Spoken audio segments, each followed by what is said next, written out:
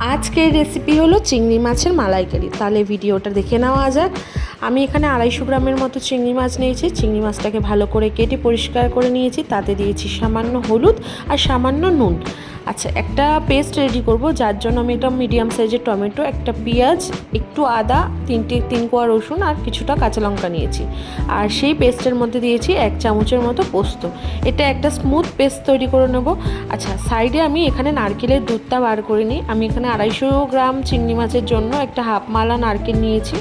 কড়াইতে দিয়ে দিয়েছি সর্ষের তেল।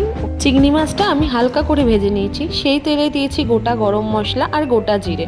একটু নাড়িয়ে চাড়িয়ে আমি যেই পেস্টটা তৈরি করে রেখেছিলাম সেই পেস্টটা আর সামান্য জল দিয়েছি, যাতে মশলাটা পুড়ে না যায়। আচ্ছা, এবার দিয়ে দিয়েছি সামান্য নুন আর হলুদ। মশলাটা যখন শুকিয়ে আসবে আর তেল ছেড়ে দেবে, তখন দিয়ে দিয়েছি ভেজে রাখা চিংড়ি মাছগুলো।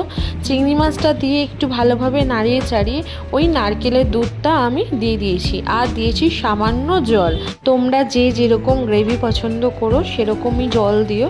এই তো মাছটা এবার একটু মিক্স করে নেওয়ার পালা। আমার একটুখানি হলুদটা কম লেগেছিলো, তাই জন্য আমি একটু হলুদ গুঁড়ো দিয়েছি। তোমরা চাইলে সেটা স্কিপও করতে পারো।